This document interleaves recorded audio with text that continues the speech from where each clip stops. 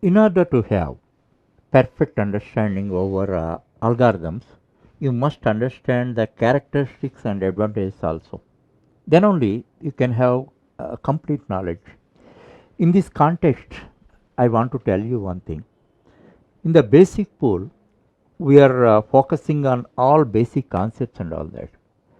This is the only time when you get opportunity to learn each and every concept thoroughly. And if you are a beginner programmer, if you don't have any programming experience and all that, certain concepts may be abstract, no doubt about that. But other programmer who are having some programming background and all that, they can understand all these concepts 100%, no doubt about that.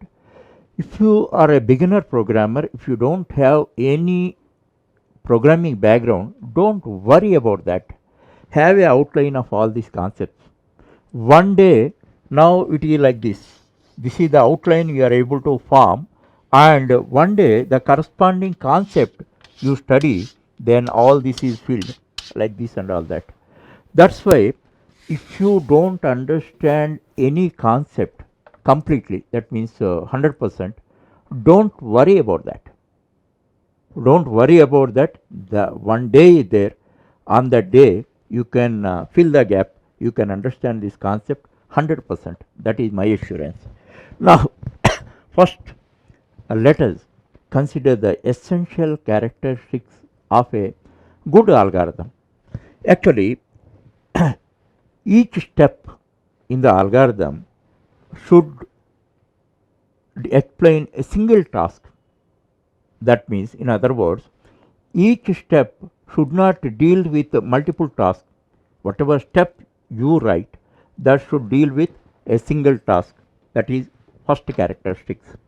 And every algorithm should have definite number of steps. It should not be changed. So you clearly think, and you have to write all the steps, a definite number of steps you have to write. And each and every step should be described very clearly in clear words. There should not be any scope for ambiguity or vagueness. That is very important on that. And the fourth one is, actually, when you are writing steps, it should be in simple statements or simple structure, but it should not be so complicated. Your steps in algorithm are complicated, the reader cannot understand. If we cannot understand, how we can implement it? That's why here simple statements and structures only you have to write in the algorithm. Thereafter, considering abnormal cases, actually few abnormal cases you may encounter in your programming, and those cases specially you have to attend. If you don't attend and all that, your program may be 100% correct, but in that abnormal situation it gives wrong result, or otherwise a program may be abruptly terminated. That, for example, uh, integer division by 0 is not defined in mathematics. Integer a division by 0, an integer division by 0 is not defined by mathematics. So accidentally it may occur. It may occur. Suppose when accidentally means it may be abstract for you. Now you have written a formula int a, b, c. Three variables you have defined a, b, c. Now you made it int a by b minus c. Formula you have written d is equal to a by b minus c you have written, and interactively you are giving values for a, b and c, and particular point of time you have given a's value is 5, b's value is 5, c's value is 5. Then what happens? This is 5 by b minus c 0. Actually, you may not think of it. For all other values, it gives some result, either positive result or negative result or 1. But in this case, In this case, what happens? 5 by 0. It is not defined by integer division by 0, is not defined by mathematics. That's why computer does not know what is this. That's why it abruptly terminates the program. So this type of abnormal situations, out of your experience, you should think of, and you should plug the loophole. You have to take proper steps. For this purpose, you have to you should have a specially notify such type of cases in your algorithm. So these are the essential characteristics of algorithm. And next one, what are the advantages? These also we have to consider. Actually, now clear algorithm is there according to these essential characteristics and all that. If you are not a programmer also, it enable you to understand how it is implemented. The clear steps are written. That's why if you are not a programmer also, you can understand how program is implemented. That is the first advantage.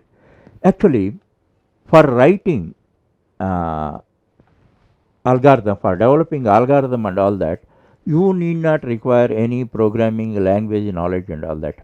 Already I told you in the previous concept, first three steps are there: understanding problem, analysis and algorithm. Those are independent of a computer or computer programming language. That is matter of your common sense, your aptitude play a vital role.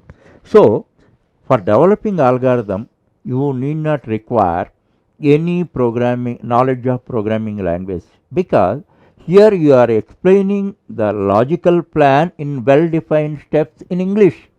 What is need of having programming knowledge of programming language or languages? Just think.